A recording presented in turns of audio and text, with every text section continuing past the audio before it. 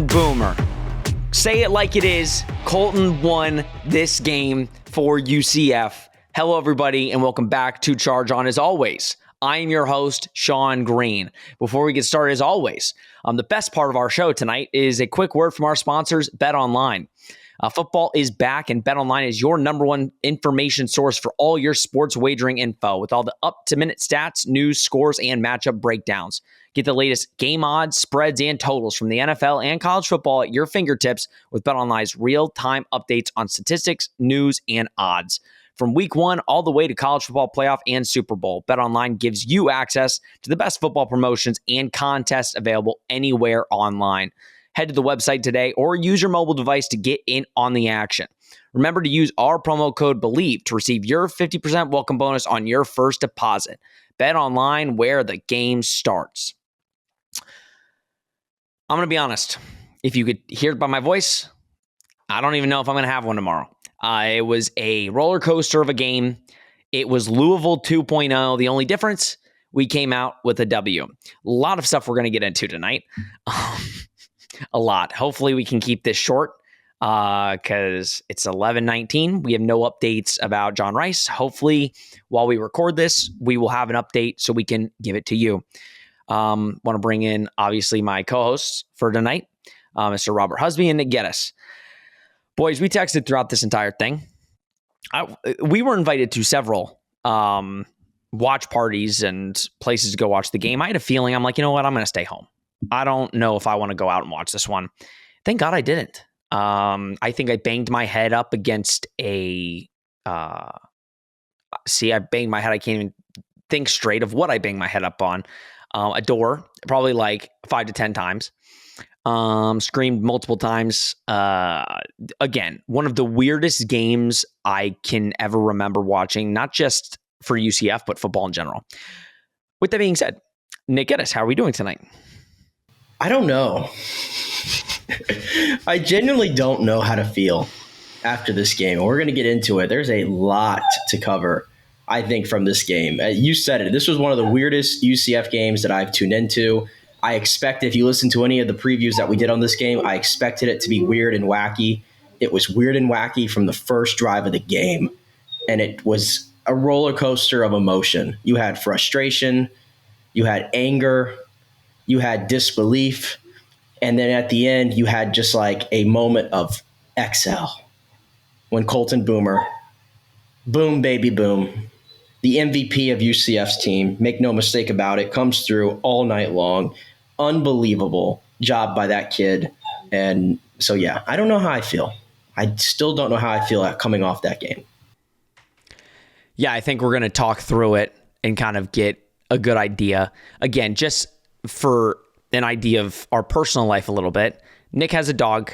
The dog just got nixed, so might be crying in the background a little bit. Just letting you know. I apologize. I don't care. I'm doing my best to keep him at bay. I'm doing my best. And I'm going to be honest, I wasn't recording my audio for the first couple minutes, so if the audio just switched and it sounds cleaner, that's why. I'm just rolling with the punches tonight. We're not just like the game. Crapshoot. All right, Mr. Rob Husby. Rob, he also has a dog. You might hear that dog bark too at some point in this pod. How are you tonight? Yeah, the dogs, I think, are feeling about how we are after this game, whining. It sounded like me most of this game. I'm you know what? I don't know. I don't know what to think. I think I'm with you guys. Am I confident going into? I mean, if it's Villanova, so I'm still a little confident. But am I confident for when we get into Big 12 play? Probably not so much. I mean, there's a lot of questions. The defense wasn't perfect. The offense certainly wasn't perfect. A lot of the play calling was very questionable at best. But man, Colton Boomer, and I mean, Sean, you said it right at the beginning. I believe, is that the first official curse word we've said on this podcast? It only took... Well, it got bleeped. It got bleeped. You guys got to hear me say it, but it got bleeped. You know? Yeah, I mean, it only took over 60 episodes to get to that. But hey, listen, there's a first time for everything. But no, I mean, I don't know. This was a wacky game. And I think when we were texting earlier in the game, Nick kind of said it best. If this was a few years ago, I believe it was Nick that said it. If this was a few years ago, we've seen this type of game before. this would have been UCF losing. If it was against Pitt, if it was against Louisville last year, this would have been a game that gets down to the wire, and we probably would have lost at the end. So that's one of the nice things you can say about this team tonight, is at least with their identity this year, they're coming out the victor on the road here. But yeah, just another ugly road out of conference game for UCF.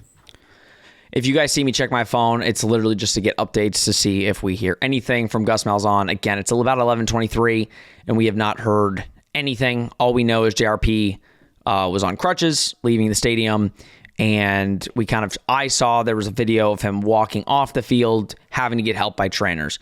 We could talk John Rice Plumlee, because honestly, probably the brightest spot other than the defense, which I see people talking crap about the defense. I think that's ridiculous. John Rice Plumlee came to play. Every question that we kind of had about John Rice and what is he going to be like in the big time moments? Is he going to step up to the plate in a big time game? Regardless of what you think about Boise, which again, I heard from multiple people, they didn't view Boise as a big time game, UCF this, UCF that. John Rice Plumlee came to play. Was he perfect? No. But at the end of the day, when, again, you have a quarterback that has the ball every single possession, basically, you're not going to be perfect. But I think offensively, you can't ask for anything more out of John Rice Plumlee than what he gave you tonight. I think passing-wise, I would probably rate that as one of the better passing games that he's had. Obviously, a couple balls that were really high early on. The interception at the beginning of the game was not his fault. That was on Kobe Hudson, even though, again, it was a little high. It's a ball you got to come down with. Obviously, the Javon Baker, crazy. I can't believe that actually happened, and I saw that with my eyes. Play in the end zone, that was a perfect thrown ball. Just a not even miscommunication, just a blown play by Javon Baker. So we can go probably for the next 20 minutes talking about how good John Rice Plumlee was tonight and how great he played. But unfortunately, we're going to be talking about the problem that we've been talking about for a year now. And the problem that was last week, where John Rice Plumlee does not slide. And what happens when he doesn't slide is he takes bad hits, awkward hits, and does awkward things with his body that end him up hurt and bruised up. And tonight, a clear targeting play. I don't care what anybody says. Clearly targeting. Did not lead with the shoulder. Led with the helmet. Didn't get called because he didn't slide. And now, I don't know what it is. For all the UCF fans, or if you're fans going on and saying it was your ACL, we are not doctors. We do not know what happens. We have no idea what's going on inside his body right now. All we know is it looked bad. So I don't want to really go into, what's the future look like without John Rice? I want to leave it to, we can focus on tonight, praying for John Rice's health and hope that it is nothing serious. Because at the end of the day, if it is a torn ACL, nobody wishes that on this kid at all. And he had a great game. He was the best player on offense, and it wasn't even close. Nick, give your take on John Rice Plumlee this game. Listen, we are fair and honest about John Rice. We call him out when he does not play to the standard we expect. Tonight, he played up to that standard. And if UCF does not have John Rice Plumlee moving forward, that is a huge loss for this UCF football team. Yeah, I'll get to the injury part of JRP in a sec, but just from the on-the-field product, and I feel like I've been pretty hard on JRP. I've gone on record to say that he's one of my biggest concerns about this team. But tonight, I thought he played really, really good football in some tough circumstances. And those tough circumstances, I thought, were some very questionable play calling throughout, where it felt like UCF was taking the ball out of his hands on some of the most important plays. You had some other guys on the team where it looked like we just didn't know what was going on, i.e. Johnny Richardson on a few plays, just little things that kind of impacted them. You guys already touched on the Javon Baker drop in the end zone, which I think was one big collective WTF. Are we watching? And it felt like that was the moment where we were like, we're going to lose this football game. We're going to find a way to lose this football game. It's a shame that 2 interceptions go on his record after tonight's game, because he honestly played turnover-free football the entire game. He played really, really well. And so I'm sad for him for what happened at the end. But listen, we've talked about it. The coaches have talked about it. He's talked about it. You've got to slide. At some point, one hit is going to take you out. And, I said this, or I don't know if I said this to y'all. I almost gave him a pass for that one at the end of the game because they were trailing. He's trying to make a play. It seemed like it was kind of an awkward spot to try to slide, if that makes sense. I'd have to go back and watch the replays again and really break it down from first time seeing it. I thought it was okay for what he did. It just so happened that was the hardest hit that he was going to take. And it was helmet on helmet. I'm still trying to ask myself why that's not targeting. I still can't make sense of it. I watched a lot of college football today. I saw some very, very questionable target calls that made no sense. That one, I heard the explanation from Dean Blandito because he didn't slide. Apparently that dictated that it wasn't targeting. To me, helmet on helmet. It should be called. So, we already heard that he left the stadium on crutches. We saw the obvious limp, had to come out of the game at the end. You just hope that guy gets better, and that's not the way it goes out. Again, I'm not gonna speculate. We're not doctors or anything, but you look at it, it just did not look good. It did not look good, and yeah, it just did not look good. And so you just have a lot of thoughts and well wishes going out to that kid right now. Yeah, you can really just hope and pray that everything's all right or it's not as serious as it looked. Again, if you are a UCF fan, do not feed into the easy thing that you could do, which is go on Twitter and say it's an ACL, or go on Twitter and say it's this, right? We're not doctors. He doesn't need to be reading that on Twitter, especially since I don't think he's probably going to get an MRI until he gets back to Orlando. So I know you guys are probably seeing this on Monday. So at this point, we probably should know what it is out of John Rice. I certainly don't think you'll see him at Villanova. And potentially you probably won't see him for a little bit, but we're not going to get into it. We will kind of talk about that on our preview show on Thursday once he's either ruled out or is playing. Who knows? But John Rice played exceptional. Nothing bad to say. He was the best part, like I said, of the offense. And I think, again, like you said, Nick, certain moments you took the ball out of his hands. And I think the big thing in this game that was the most, you were just shaking your head like, what are we doing? And it was the problem last year, is you moved the ball at will. UCF moved the ball at will this game. Boise couldn't stop them. UCF stopped themselves. You get into the red zone or you get close, and there's either a mistake. So, and again, that's not Henshaw's fault. Like, for everybody online, again, saying, hope it's Gus calling plays. UCF should have had 35 points in this game. Like it is. UCF was moving the ball at will. It was errors by the players. Now, towards the end of the game, and there's some times in the red zone, there were certain things called that makes absolutely no sense. You don't need to do all these trick plays. They clearly, Nick, you texted and said, they clearly want to get RJ to throw this ball, like throw some type of pass. It's not working. Like, stop trying to get RJ Harvey. We get it. He used to be a quarterback. You're trying to get a trick play in. Teams have seen it multiple times. I texted in our chat. I said, teams saw last year, RJ Harvey had a bunch of plays where he threw the ball. So teams are getting ready for it. They know, okay, if UCF is going to run a trick play, it's going to be RJ Harvey throwing the ball. So, Rob, obviously, again, I think the offense dominated. If we look at just, team stats, I'm trying to get it pulled up. But if I am correct, I mean, UCF dominated. Like, when it came to yards, I mean, they had 530 yards of offense, over 200 yards with passing and rushing, 23 first downs, Boise at 22. Didn't love the third downs. They were better at the end of the game. They were 4 for 10 on third down.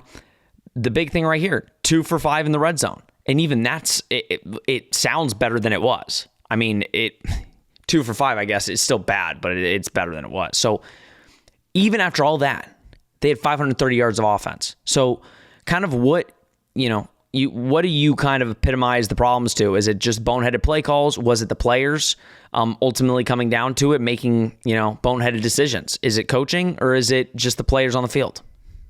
No, I think it's a mix of both. You cite the Javon Baker drop in the end zone. I mean, that was just one of the worst attempts at a catch I've seen, a touchdown catch, no less, at that, where he just kind of bobbles it in his hands, thrown perfectly right in his hands by JRP, pops up and then gives it right away to the defender for an interception in the end zone. And it's just like, you just shake your head at that and you say, man, it's just one of those games where everybody's got butterfingers. Everybody just can't get their gloves around the ball. And it's crazy to see stuff like that, especially because, a guy like Javon Baker is supposed to be your best receiver. We saw him earlier in the game go up for that 50-50 ball.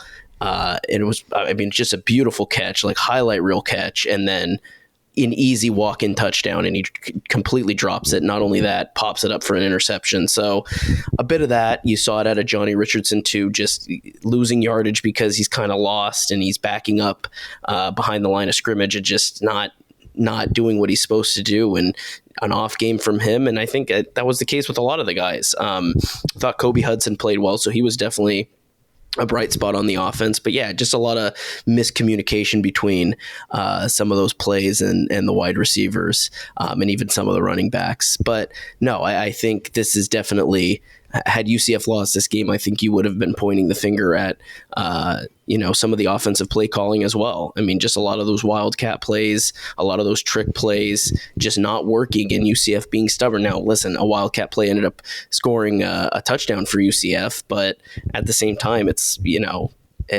a lot of just when you're down in pretty much the entire game, you're losing pretty much the entire game, and you have yet to score a touchdown, and you're continuing these trick plays and continuing these these crazy formation plays. It's frustrating to watch, because at a certain point that those trick plays become predictable and teams start reading it and picking up on it. So ultimately it ended up working out for UCF. But yeah, I think just the entire play calling and wide receiver play this game just was frustrating. Again, some big yardage plays from UCF, but a lot of those times they'd get those big yards and then proceed to go 3 and out. So it just, a lot of it just did not convert. And one stat I did want to bring up before we switch, I mean, we mentioned this kind of earlier in the night when we were texting, a stat from last year. UCF was one of the worst teams, I think the worst team in terms of offensive turnovers in the red zone last year. And they're continuing that trend, 2 for 5 in the red zone. That's unacceptable. And for a team that has this much talent offensively, it's unacceptable. And it's going to lose you a game in the Big 12. Stole Nick's stat. Look at you. I know. I said we mentioned it in our group chat. I did not say I came up with that. They mentioned that. So again, this might feel like a Sean rant episode just because the announcers, first of all, FS1 announcers for this one, horrible. They were terrible. I thought they were great. No, they were terrible. I don't know who the play-by-play guy was, but I thought he was very interesting. He was into it. I think it was they're very animated. No, the color was bad. So I'll say this: I have no problem with the Wildcat. I know a lot of people are like, "What are you doing?" Like the 4th and 1 or the whatever call where Jordan McDonald didn't get it right. I have no problem with the Wildcat. Okay, because at the end of the day, if you go back last year and tally every time the Wildcat worked to a T and every time it didn't, I think it's probably 90% the Wildcat worked every time, right? So I have no problem with running the Wildcat. The announcer's like, you take out John Rice Plumlee on a big play and you take out your best player. That's where I'm like, see, you clearly didn't go back and do your research, because if you actually watched UCF and did your research on the team, you would know Wildcat is one of their most successful plays on a 4th and 1, 3rd and 1, 3rd and 2 situation. I had no problem with that. Johnny Richardson, I have a huge problem. This is probably why he is not the starting back every single week. He does not make good decisions in certain moments. Like, he is so focused on hitting a big play every time, which is great. But unfortunately, it's hitting the right hole. Darren Hinshaw brought that up, that Johnny, it was really figuring out how to hone in the speed and realize what holes to hit. One play, he should have went to the outside, cuts in, gets tackled. The other play, hits to the outside when he should have cut inside, gets tackled behind the line. Putting UCF in the one time, gets the handoff, has a first down ready to go, and trips. Johnny Richardson had an awful game, in my opinion. He made some good runs. He did. Like in that third and fourth quarter, he really hit some big runs. UCF was impending their will on Boise in the running game. But I thought it was a bad effort out of Johnny Richardson after, again, a good week last week. I would have liked to see DeMarcus Bowman. That's just me. Kobe Hudson, I think Kobe Hudson had his best game as a Knight. This was his best game. I can't remember a game last year that there was any better. He got open tonight. He caught the balls. Obviously, I get the first, the one in the red zone where he tipped it up and he should have caught it. I get that, but he came up in big time moments. And if John Rice, the literal only really bad play where is the one that John Rice missed him down the field. Again, credit to Kobe Hudson. Nick, I'm going to let you speak because I know you definitely have stuff to say. But those two players, I think Kobe was the best player on offense besides John Rice. And Johnny was the worst player on offense when it came to in-game management and understanding down and distance. But the three plays you brought up from Johnny, especially, and I think it might have been in the second quarter there where they were down in the red zone. And I just don't know why he decided to cut outside, and he had the inside lane wide open, and he could have gotten the easy first down and probably a couple yards after, to be honest with you. So a couple frustrating plays there, but you mentioned it. I thought Johnny had some moments. I thought especially later in the game where UCF really decided they were going to run it down Boise's throat, and you were kind of getting that 1-2 punch of Johnny Richardson and RJ Harvey going. I thought that was really cool to see. The only thing I will say, and Kobe also too, don't want to not mention him, Kobe Hudson. He definitely was the A target tonight, and that's kind of what I said. You have three guys that could be the A target on any given night. Tonight it was Kobe. That was good to see. But it was a little shocking to me is where was Xavier Townsend in the game plan today? Because we all watched the first game, and I know it's Kent State, but Xavier Townsend was the best player on the field. And then tonight he had one target, if I'm not mistaken, one catch, and then he had the one run that went for almost 40 yards, and that was it. So that really didn't make much sense to me. It felt like it was literally the ball was going to one of two guys, and that was Kobe or Javon. And then DeMarcus Bowman, who I think we've all been kind of clamoring to see more of, he's out there for the first drive of the game, and I'm like, okay, he's out there earlier, and he gets the 11-yard run, look good, and then he's MIA. There was like no sign of DeMarcus Bowman after that. In fact, actually, I think he was the decoy on RJ's touchdown run, actually, going across the formation. I think that was the next time that I saw DeMarcus. So a little bit of questionable decisions there just from a personnel standpoint and who to get involved. But I thought RJ he did his thing. Not one of his better games, I would say, but it seemed like UCF, the offensive line, wasn't opening up many holes, and he was making the most of what was there. I thought Johnny was doing that as well. It was not perfect, boys. It was not perfect. There's not much. It's hard for me to, not that I'm grasping at straws or anything, but there wasn't much good to go around outside of John Rice Plumlee. I think we can probably just say that. No, and you're 100% right, which I don't think, I'm not going to say any of us would have said that, but it's the fact. Like, John Rice played really good today. I will say this, it was 10-9 that game for the longest time, and it's like if you would have told me it'd be 10 points Boise had in the fourth quarter, I thought we'd be up by 30. That's exactly how I thought that game would have gone. So it was just kind of interesting that those two teams, we were talking about shootouts and high scores and all that, and we ended up in a dogfight where it was like, does anybody want to score? Anybody? Let's talk about Colton Boomer, because I'm going to, we should have started with it, but I think just John Rice being hurt kind of clouded what I should be talking about. Colton Boomer, no offense to Daniel Barsky, right? Because I'm never going to bring down a former Knight. Daniel Barsky, that kick many years ago against Memphis. I was having PTSD in this moment because I'm like, okay, kick to win the game. He's drilled him. The altitude helped, killed the 55-yarder, killed the 50-yarder. And you're sitting there and you're like, this is kind of supposed to be a gimme to win the game. And in a hostile environment in week 2, not even season on the line, because really at the end of the day, it's not your season, but big game on the line. And obviously, I think we all thought it wasn't good at first, but then just it makes the turn and it goes in. for a second-year kicker to have that confidence, I know we all kind of loved him last season because he was so accurate and made it when it mattered. For him to actually prove it tonight and to win the game for us, like at the end of the day, offense was not getting it done in the red zone, and Colton Boomer did what he needed to do. He hit the long ones that he needed to make for him to stay in it, right? He hit the game winner, regardless of how close it was. They tried to ice him. He got his practice shot in, which was perfect, and then he drilled it on the second try. I don't think I can say enough good things about Colton Boomer. I know he's Nick's favorite, and he's our favorites. I think we all need to buy a Colton Boomer jersey. Actually, a guy on Twitter, I'll read your comment now because, it's the perfect time to say it.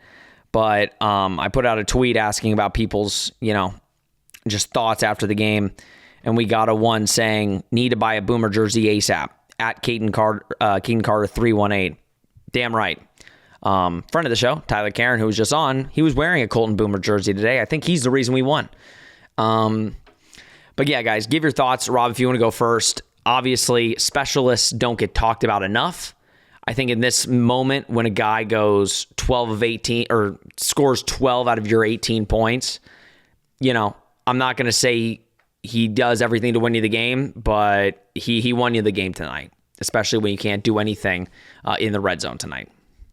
No, I mean, I think you hit the nail on the head there. I mean, what else is there to say when that guy is, crushing these kicks? One of them is, closer in the end zone. But, I mean, one was a 55-yarder. The other one was a 50 or 51-yarder. Obviously, the high altitude helps. And so that elevation, you can get under it a little bit more and it'll carry. But, I mean, come on. I mean, he's nailing that one. And that 55-yarder, he could have kicked probably a 60-yarder with the elevation up there. So he's just so consistent. He's so accurate. And again, a few years ago with the kicking situation, again, not throwing shade, Daniel Obarski, even after the game on Twitter, was even complimented Colton Boomer. I mean, there's nothing else you can say. This is a guy that is accurate with all of his kicks, and he's a big deal for this team. Again, you put up 12 of those points and he's been your most efficient offensive piece, and he's not even playing, those kind of minutes, but it's incredible to watch and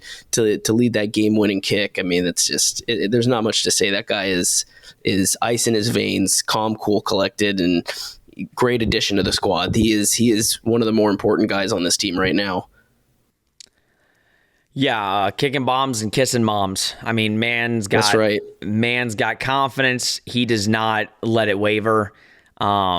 It's impressive, again, out of I think 19-year-old to go in a moment like that and make it. Nick, obviously if the dog is okay, but go ahead and kind of... I know, I'm like doing my best, and I'm like, he's like sitting under my desk right here, and I'm like doing my best to like keep him from like licking himself and everything, and I'm trying to like focus on the pod. It's everywhere. It's all right. It's just one of those nights. It is one of those nights, Night Nation. I mean, this is one of those pods. You've been a Colton Boomer stan. We have too, but your love for Colton Boomer has, transcended this pod. I just love good kicking because, #CollegeKickers. It comes out every single Saturday. If you saw the North Carolina game, it was so prevalent right there. And they still won. Huh? They still won. Yeah, in spite of. Just by the way, I was going to bring this up. You thought you were going to tell the folks. You mentioned that we won because Tyler had the Colton Boomer jersey on. I mentioned it. I thought you were going to mention what we won in spite of tonight. We're not going to mention it. We'll just let the people guess what that is. But I said I would only bring it up if we lost. So you're lucky. We will not mention it because we won the game. But you guys can all just guess in the comments what we won in spite of. But continue your Colton Boomer love fest. No, but I mean, it's only so much you can break down from kicking. But I will just say this. I mean, in that moment, first kick of the season, by the way, it's like, here you go, kid. 50-yarder, sink or swim. Right down the middle. And that thing was good, I thought, from like 57, 58. And then he comes back out with the 56-yarder or whatever it was. And I was like, that thing was good from like 65. Like, the guy's insane. He's got such a great leg. I love having such a dependable kicker. In college football, that is such a huge weapon. And it was a difference in this game. It was quite literally the difference in the game was Colton Boomer, MVP of UCF. No doubt about it. Well, and you're right. There's not much to go into specialists. That's why it's not a huge talking point on the show. But I will say there were moments that in this game where Gus went to the kicker where last year he would have went for it. Maybe wasn't too confident, went out of range, whatever it was. But there were moments in this game where Gus trusted Colton where I'm like, oh, I'm surprised they're not going for it. There was the one where they had the false start, which the offensive line, I'm going to be honest, needs to clean up the flag. Marcellus Marshall is jumping way too much. Again, I'm not trying to be negative Nancy here, but he was jumping like almost every play. So that needs to get cleaned up. But I will say, I think Gus trusts the kicker, and I think we all trust him now too. Kicked in a big moment. Shout out Colton Boomer. All right, let's go to the defense. Because again, I saw a lot of people, I get it. They let up the last touchdown. There's no question. You can't give up a touchdown in that big moment. 100%. But at the same time, should the game have been that close to where if they gave it up, we'd be down? Like, the defense, in my opinion, played really good tonight. 384 total yards for Boise. It's a little too much, obviously, but in regards of this game specifically, I think they played phenomenal. The only thing that they kind of let get out of hand was Ashton Genty. He was the UCF killer tonight. He was the only guy really doing anything to hurt this UCF defense. The one long touchdown, I was shocked that they let him just get wide open. Like, nobody saw it coming, which was surprising. But if you really look, 6 of 14 on third down. Again, want to cut that a little bit less, but not too bad.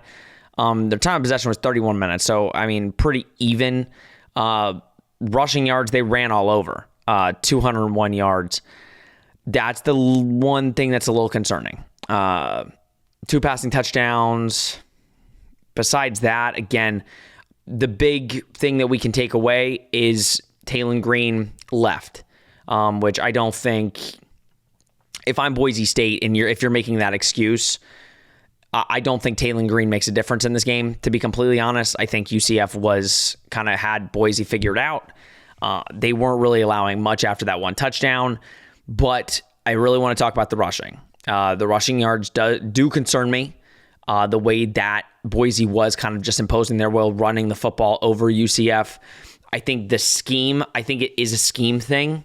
It definitely looks a little different. In my opinion, the linebackers look, I don't want to say slow. Jason Johnson does not look the same, in my opinion, which is a little concerning. I think in the second half, the defensive line really imposed their will in a lot of moments, but against some of these Big 12 running backs, there's no way that you can allow kind of the yardage that they did tonight. It can't happen. But I will say corners played good tonight. I really liked the way the corners played. My favorite player on UCF, obviously, Corey Thornton, played really well tonight. I've always been a big fan of him, as you all know. And I've never said a bad word about Corey Thornton. Don't you? No. Liar. No, I'm not letting this one slide. I texted you in the chat earlier tonight, and I said, look at that, Sean. Corey Thornton, interception. Look at that. And what was your comment? It wasn't, if I'll say it on the pod, I don't care. Josh Seliskar made that play. Corey Thornton got a gift because Josh Seliskar blew up the play. Yeah, well, that's how defense works, Sean. Well, and all I'm saying is Josh Seliskar blew up that play and handed Corey Thornton that interception, practically. Josh Seliskar was my player of the game on defense. Blew up a lot of plays for Boise where they couldn't really do anything. And I think the defense as a whole was solid. It's just making sure you're stopping the run. That's the most important thing for UCF, but I am a little bit more confident in the secondary. But again, it's week 2. Who the hell knows? And again, you're playing against a quarterback that can't really throw as well as the quarterbacks we're going to see. Nick, kind of give your overall take on the defense. I was impressed with the defense. I get people are going to hype or harp on the ending where they give up a touchdown to a backup quarterback, but at the end of the day, they weren't giving up anything, and the offense wasn't really helping out the defense too much. So kind of give your overall take on Addison Williams' defense tonight. I thought the defense was incredible. I don't get the criticisms either. What more did you want from them tonight? I have no idea. The game was 10-9 in the fourth quarter. At home, at Boise. At their place, 21-year winning streak, first game of the season, yada, yada, yada, Bluefield, blah. Like, they did everything you were asked to do. Yes, did it bother me that when the game really mattered and it's like, okay, we need one more stop, and then all of a sudden, Maddox Madsen, right, is just coming in there. And it's like the first couple of throws he made, I was like, okay, we're good. Like, I was like, literally. Do you know what's funny? I literally said to my girlfriend, because we're sitting there watching, I said, my worst nightmare is this kid is Johnny Manziel. 5'10" is Johnny Manziel, and he's just the backup. Like, I'm like, you've got to be kidding me. And then I saw the first couple throws, and I was like, yeah, no, he ain't that. No. So I knew right away it was probably just going to be the Ashton Jeanty show after he got in there. It kind of already was, to be honest, but especially after he got in there. And I'm just like, okay, all we got to do is score one touchdown. Okay, they're no threat to throw the ball, especially over the top, right? You just got to cover the intermediate. And then, of course, on that last drive, what happens? You lose a guy in open space. He makes a really, really good time throw. Give him credit there. That was a big time throw, especially with the ref in the way. It kind of looked a little weird. So give Maddox, and also he got the first down on the fourth down where it looked trucked a guy. He trucked a guy. It looked like we had him going backwards, and he just pulled something out of his ass. I don't know.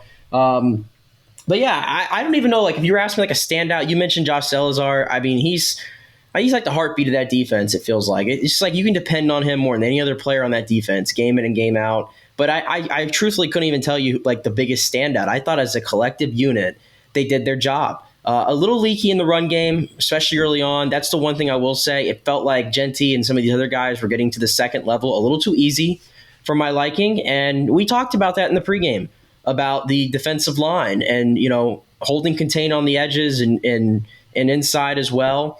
And we didn't see that tonight. So there's definitely some areas to improve. But through 2 weeks to only give up, if my math is correct, 22 points? That's it? I mean, what else do you want? What else do you want from your UCF defense? And this is a school, by the way, that's never been big on defense. And I think we could all sit here right now. The defense is what's going to win them games when we get into Big 12 conference play, in my opinion.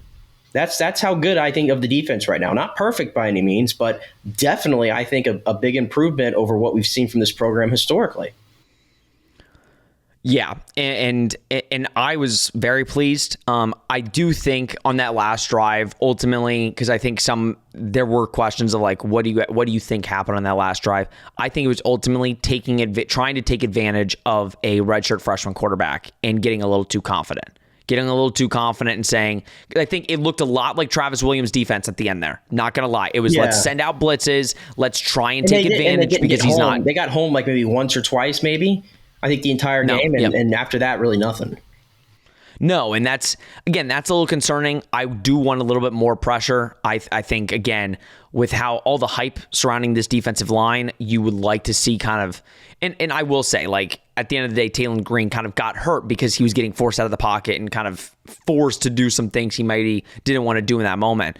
But again, for as hyped as this defensive line is, you kind of have to impose your will, especially on that last drive. But again, I think the stuff that was being called was, a lot of blitzing, a lot of just like saying, okay, it's 4th and 2. We're just going to send them all. And I think it worked in Boise's favor because they knew what you were going to do. They knew in your head, you're saying it's a redshirt freshman quarterback who has not played, and it's a 4th and 2. So I didn't love that, but I also got it, and I understand it. And I can't blame the defense, even though, and guess what? If we would have lost the game, I wasn't going to blame the defense either.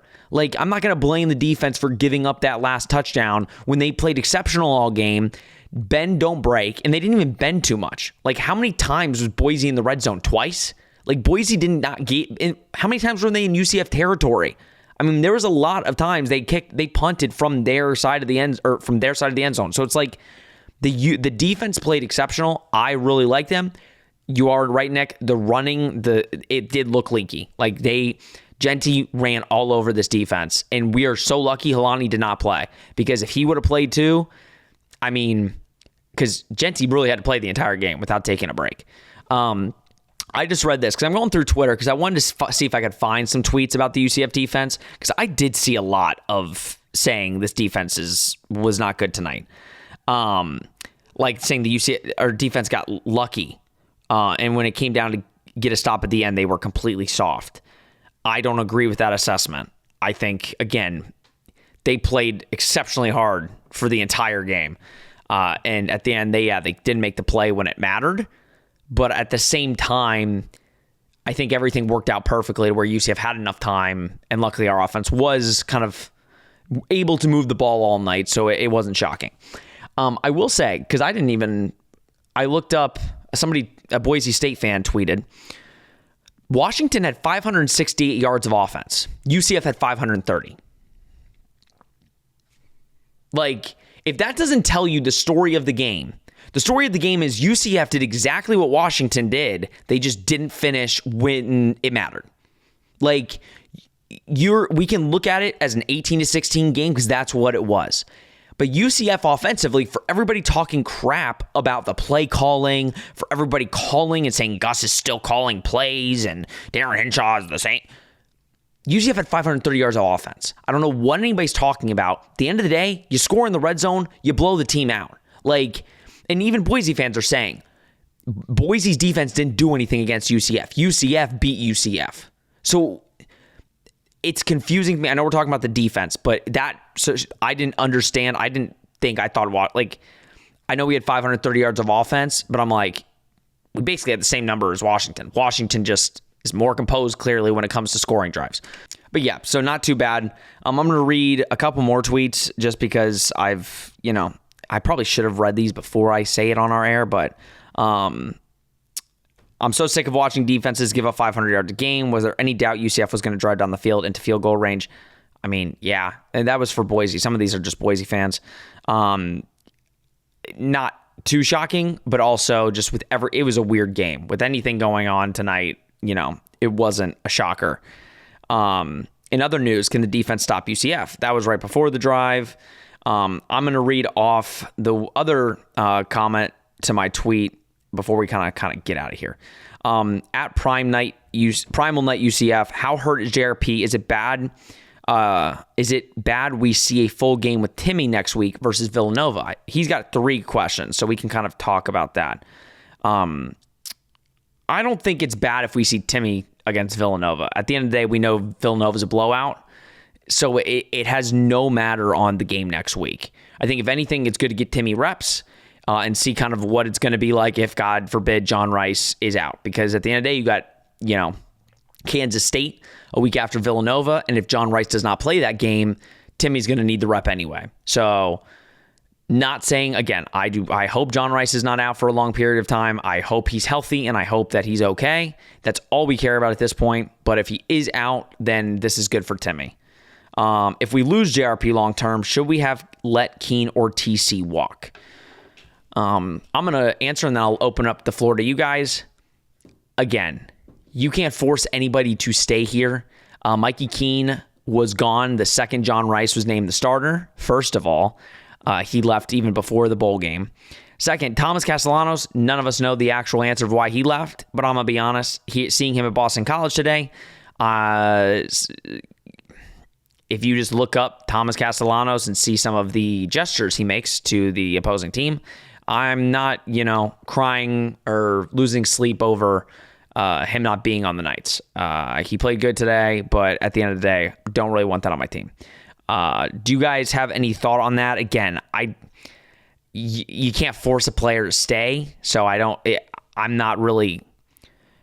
At the end of the day, you have Timmy McClain as your backup and Dylan Risk. That's ultimately that. And Mikey Keene wasn't going to stay to be a backup to John Rice Plumlee. It seems a little like, hindsight 2020 type deal. Like, oh, what if we had Mikey Keene or Tommy Castellanos? We'd feel better. I mean, you don't plan on injuries happening. You just can't. You can't coach that way. You can't run a program that way. That goes for all sports, not just college football. Y'all know how I feel about Mikey Keene. Without going on a whole spiel about it, I think he's a really good passer. I think he's a more gifted passer than John Rice, but we know the reason why John Rice is here. All right. He runs Gus's system. He's the unquestioned leader of the team, yada, yada, yada. And listen, if this ends up John Rice has to miss time, y'all also know that I'm very high on Timmy McClain, that I think he can go in there. And I'm going to be honest, like, I want John Rice Plumlee out there because I think he probably gives you the best chance to win. But if we have to go to Timmy McClain, even if it's just a Villanova game, if it's something that's short term, I'm excited to see Timmy McClain in there. I really am. Like I said, I watched every snap of his at that year at USF. I think there's something there. We saw him in garbage time against Kent State, is what it is. But I think they can win some games with Timmy McClain. I don't know what the ceiling is, but I think they can win some games. So regardless of what happens, I think they're going to be okay. And I don't think it changes much my feeling of the team. Yeah, it doesn't change my feeling. I guess, again, I hope he's okay. If anything, I'll say this. I hope John Rice doesn't play next week. I don't care if he's injured or not. There's no point in throwing him out there against Villanova. But I would be excited to see Timmy and what he could do. But at the end of the day, this kind of leads into the next question. But you need John Rice out there. If we go 3-0 after next week, what chance do we have in the Big 12? The Big 12 looks suspect this year. We will have no chance of John. I'm not going to say that because I have to see Timmy McClain play. UCF, their chance this year really depends on how healthy John Rice is and if John Rice is playing. And also, how good is John Rice playing in those games? We've always said this team is talented enough, but at the end of the day, it's how good your quarterback is. And I think tonight John Rice proved that.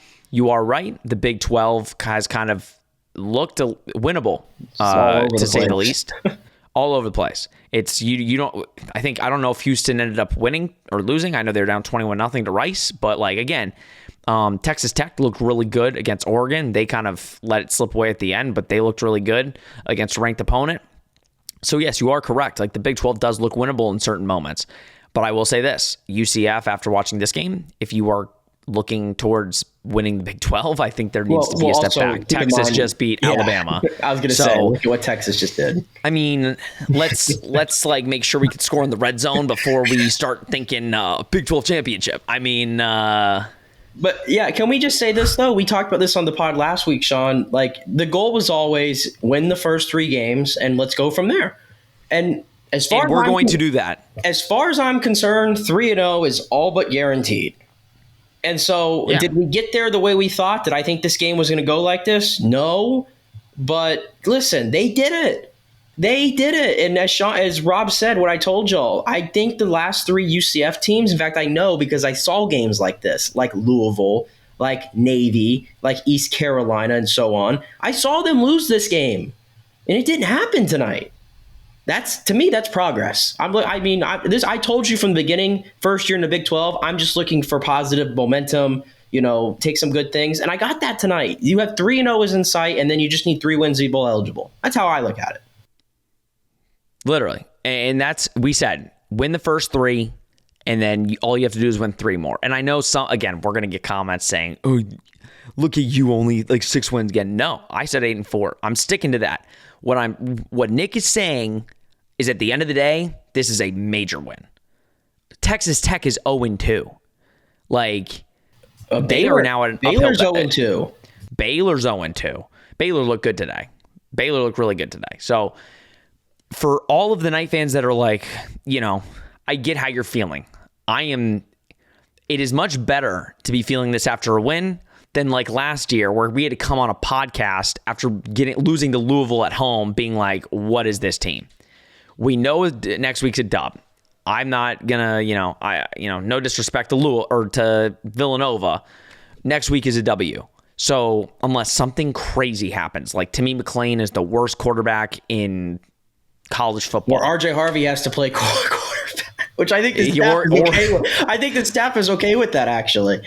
Honestly, they clearly won it. I think they love that. So it's like, might as well throw him out there. But let's try it. But no, at the end of the day, guys, like, this is a positive. UCF got the win. Let's quickly do our nights up, night down, because I feel like we just got to keep doing that, even though, again, this has been I can't think anymore, guys. If this pod was all over the place, it was for us too. Probably for me editing this as well, because it is everything tonight is weird. Thank God we have NFL tomorrow, and I'm going to drink a lot tomorrow. We're not going to get into it too much. We'll just give our night up. My night up is, I forgot what I said. I forgot who I had my night up. Oh, John Rice Plumlee. I'll have John Rice Plumlee. Again, exceptional play. Did outstanding. Everybody put your prayers down for JRP down below. I hope he's okay. I hope it is nothing serious, and I hope we can see this man play football, because at the end of the day, he is electric as a football player, and clearly announcers love to discuss him when UCF is playing, because he is one of the most electric players in college football. At the end of the day, we just want him to be healthy. So please put your prayers down below. But my night up is John Rice Plumlee. Rob, who is your night up? Hey, let's make it 2 weeks in a row. Josh Seliskar, arguably the best guy on the defense tonight, continues to be a leader on that defensive line and in that entire D-core. Forces... that 7 total tackles, forces an interception. That was absolutely beautiful. Just absolutely destroyed that running back and forced the quarterback to make a bad throw, turns into an interception. That was I don't want to say a game changer, but definitely helps UCF. The UCF defense get off the field when they're still down 10-9. Gets the offense back on the field, and that was just a beautiful, beautiful play by Seliskar. This guy is just. Week in and week out, my love for him on this UCF team grows. He is easily probably my favorite player on the team. He's just incredible. I'm calling it now. He'll be drafted in the first 3 rounds of the NFL draft. Nick Geddes, who's your night up? Toss. It's Mr. Boom. I think I'll just leave it there. Yep.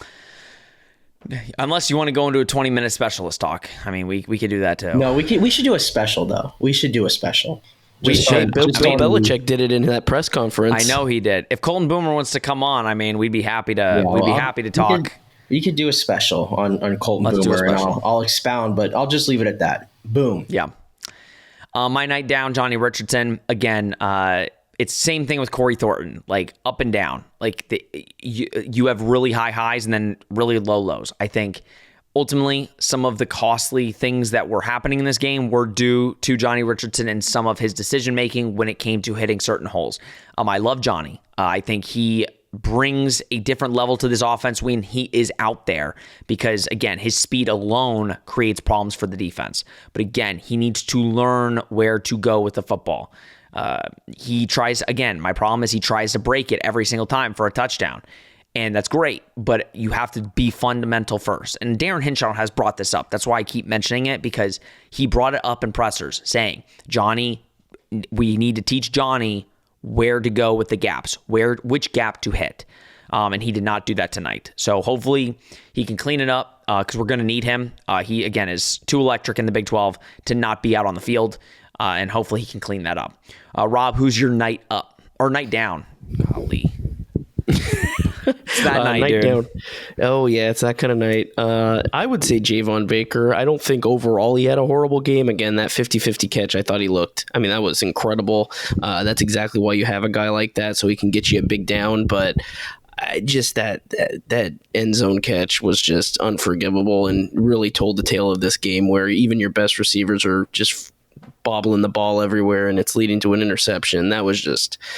awful, and it was perfectly placed by JRP too. Like you could early on in the game, especially that first drive UCF had, they had that big run by or that big catch to start the game by Kobe Hudson, and then it leads to an interception at the goal line where JRP kind of throws it a little bit high. You can argue, should have been caught, but, we had some criticisms early on of JRP throwing it a little bit too high, didn't look too comfortable, but once he settled in, again, there's no excuse for the wide receiver to make that. And again, I don't think he was horrible overall. I think he had a decent game, but just, that was unforgivable when you need a touchdown.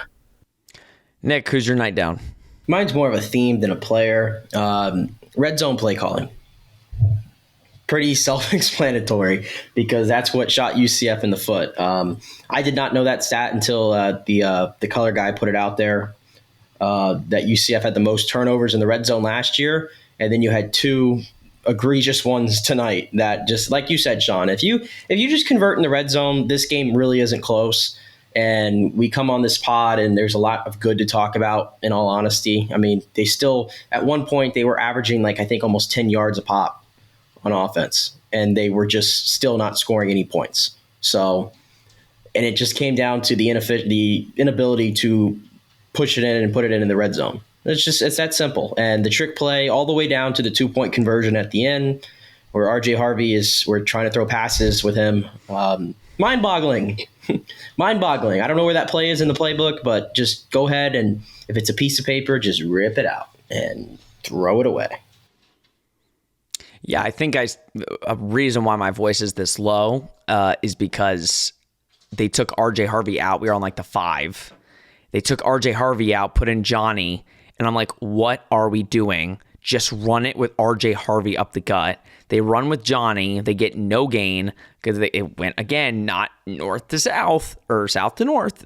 So I'm like, we're just going sideways. And they put RJ right back in. And of course, on the next play, scores a touchdown. So what a game. I'm going to take a long nap. I'm going to bed.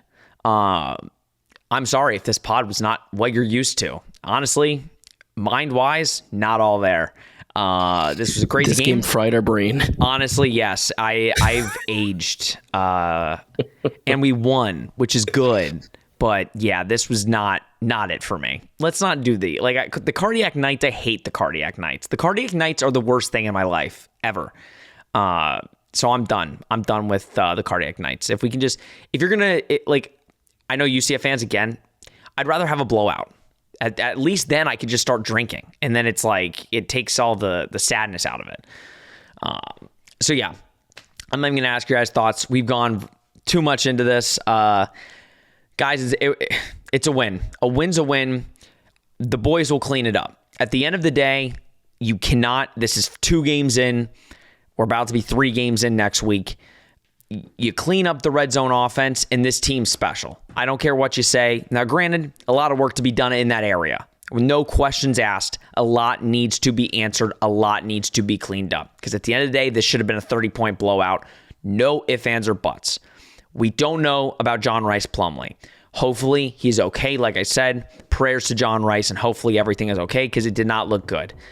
But at the end of the day, this team, you can tell they have grit. They know how to move the ball in offense. They are stout on defense, and they have a hell of a lot of good coaches that are calling plays and are behind the line. So there's nothing to worry about if you're a UCF.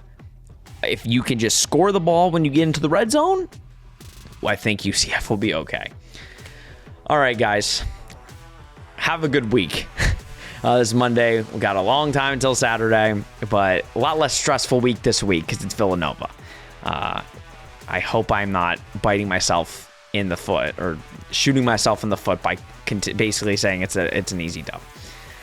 All right, guys. This has been Charge On, presented by Bet Online. We will see you on Thursday.